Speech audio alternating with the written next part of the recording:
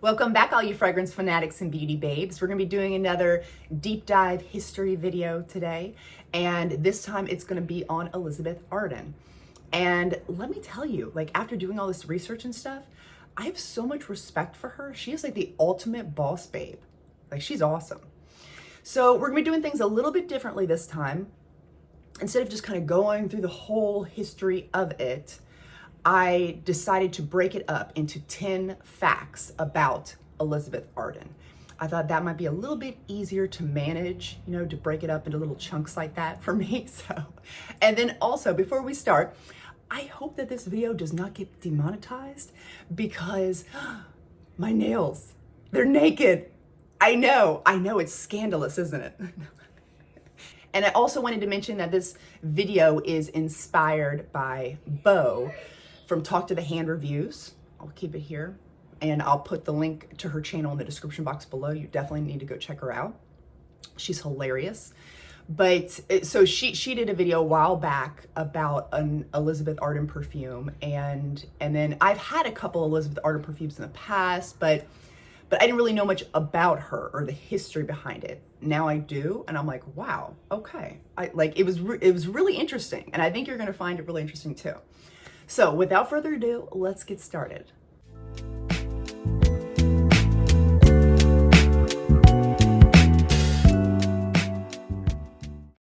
Fact number 1, Elizabeth Arden was born in Canada into poverty, and we don't know the exact date.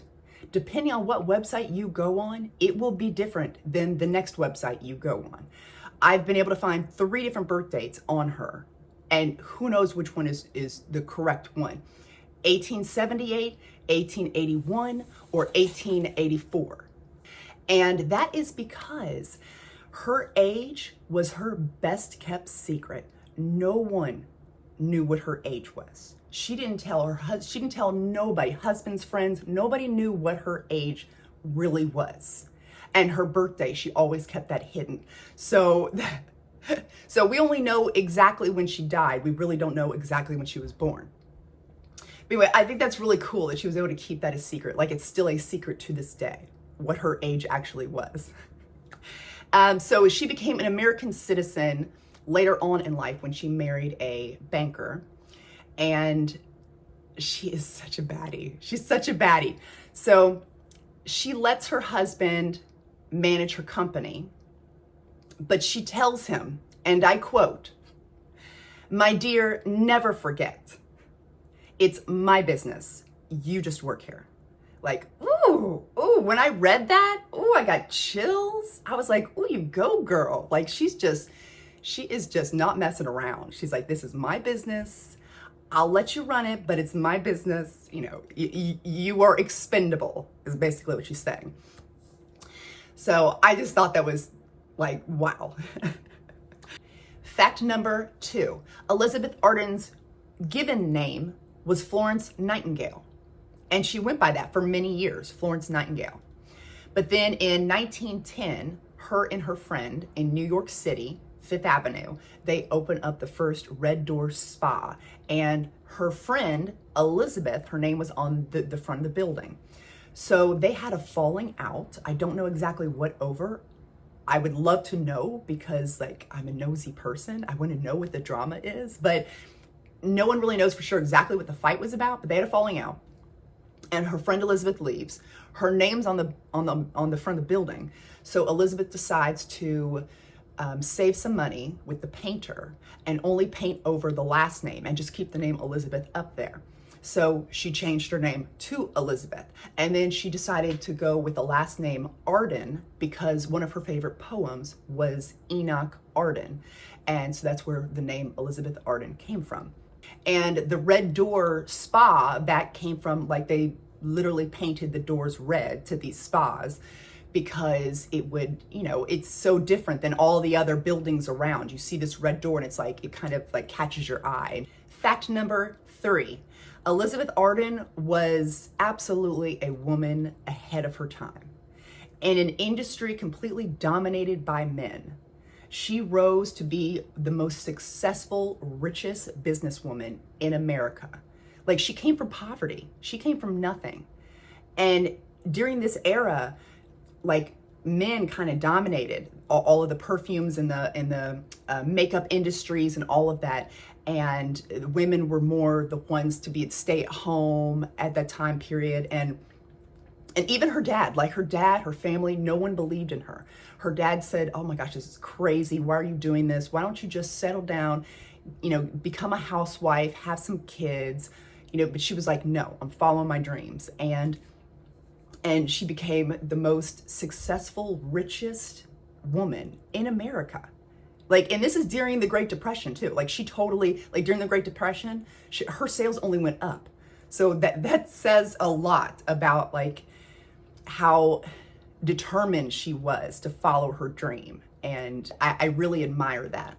Fact number 4, during this time, women couldn't vote yet.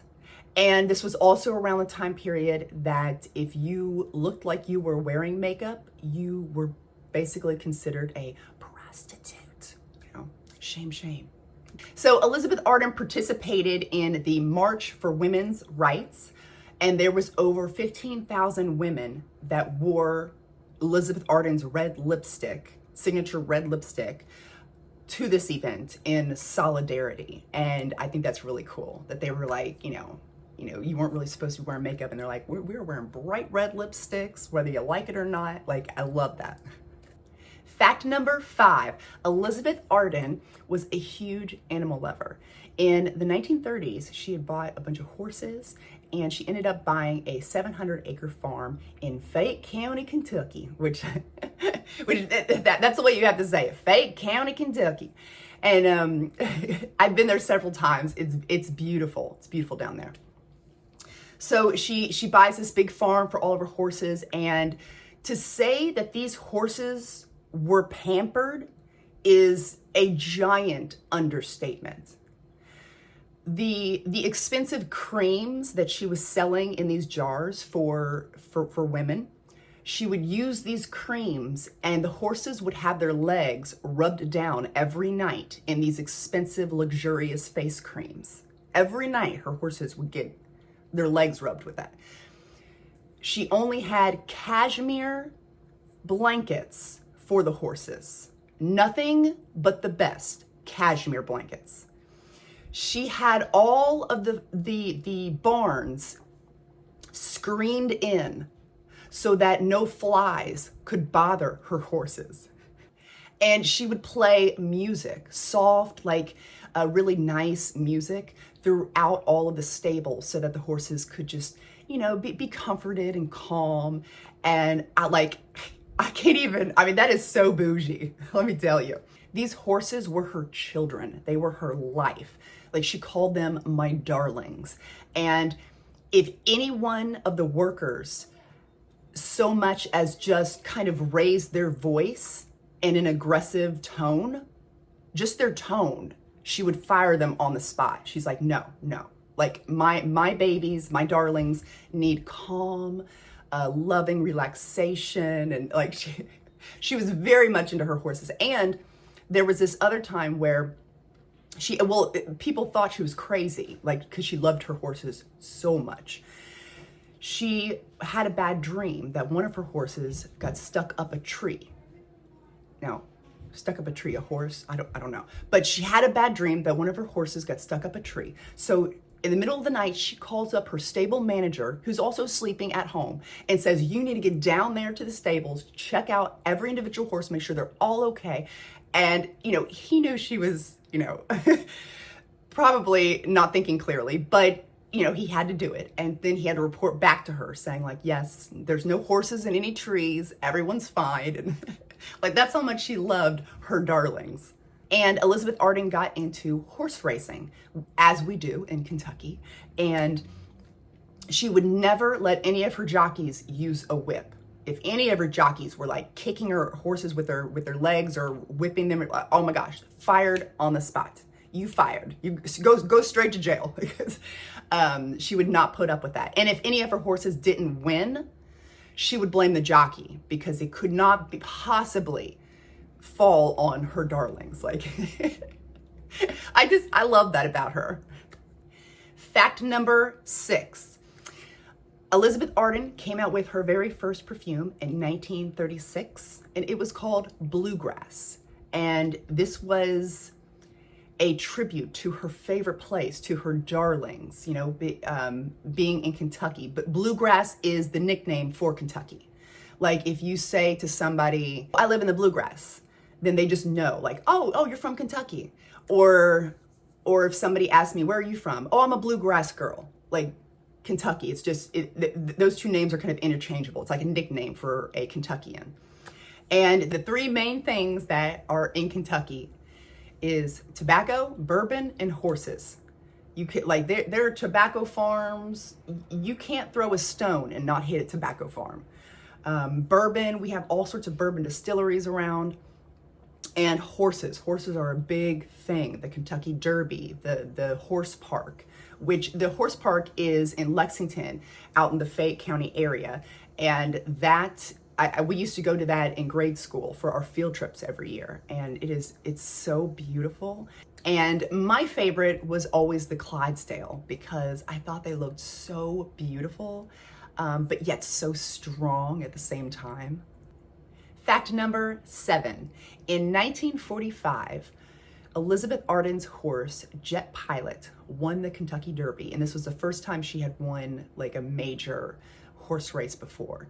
And from that point on, she was known as the queen of cosmetics and horse racing. Fact number 8. Elizabeth Arden had a rival. And when I was reading that, I was like, who has beef with you, Elizabeth? Because whoever has beef with you has beef with me, because I felt so like attached to Elizabeth Arden. I'm like, who is it? Tell me, you know? So her name was Helena Rubinstein, and their feud lasted over 50 years. And they never actually saw each other in person one time, even though they were just like streets apart.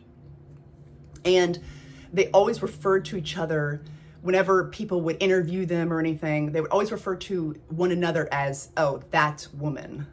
Like they would never refer to each other by their names at all, which I think is so funny. They were always trying to one-up each other. Like, anything you can do, I can do better. And just, they were stealing each other's chemists, and they were planting spies in the other person's salons. And it was so petty, and I love it. I love the drama. So because of this competition, and they're always trying to one-up each other, all this did was grow both of their businesses tremendously. It helped both of them out, really, in the end. But something kind of shady is that when Elizabeth Arden got divorced, right after her divorce, her ex-husband goes to work for Helena Rubinstein. Oh my gosh, the drama there. The piping hot tea with that. I can't even imagine. Like, because she is like a huge rival. Elizabeth and Helena hate each other. And then your ex-husband goes to work for your rival. Like, whew.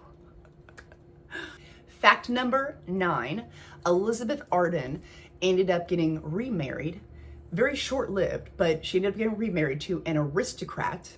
He was a prince, and the marriage was short-lived because she wanted to go by Mr. and Mrs., and he did not. He wanted to keep his prince title.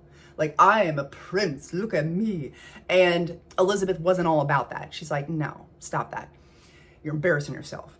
And then also, she was making more money than him, than an aristocratic prince. This girl that came from poverty in Canada and decided to start a business on her own was more wealthy than an aristocratic prince.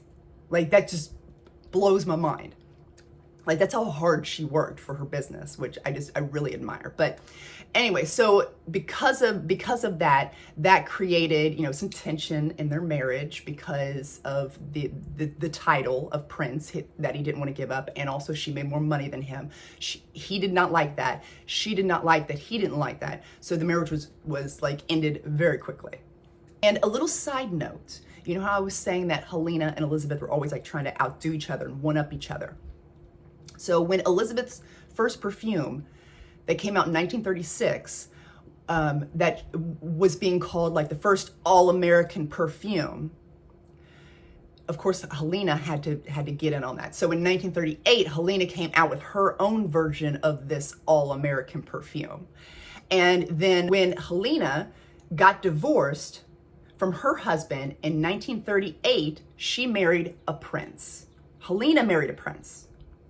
So I almost wonder, it makes me wonder if maybe Elizabeth, this was one of those things. Like, she didn't really care about the prince very much. Like I said, the wedding or the marriage was very short-lived.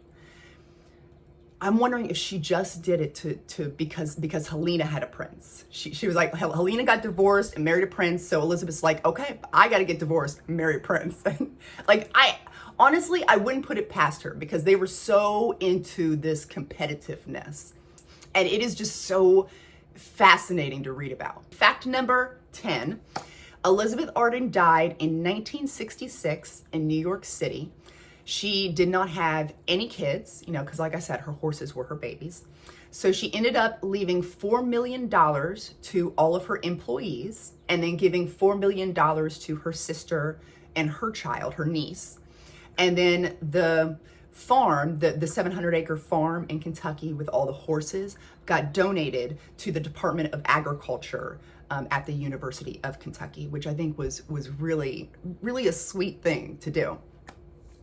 And now her company is, since there was no one to take over the company, it got switched through hands so many times, different people buying, selling, buying, selling, but it ended up being Revlon. So now Revlon owns Elizabeth Arden. So those are the 10 facts that I had. I really hope you enjoyed this type of video. I just had so much fun doing all the research for this. And like I said, the way she came from nothing, and like even her family did not even believe in her. And then she became like the wealthiest woman, businesswoman. She was a boss babe, the ultimate boss babe. Wasn't gonna let anything stand in her way. And she was such a avid animal lover and a women's rights activist. And she was just a really amazing woman. And I have a lot more respect for her now that I know a little bit about her. I want to thank you guys so much for taking the time out of your day to watch this video. I really do hope you found it entertaining and also informative. I would love to know if you have any sort of other perfumers or anybody you want me to do more deep dive on. Please let me know in the comments section, and I would love to do some research on them. So again, thank you guys so much for watching, and I'll see you next time. Bye.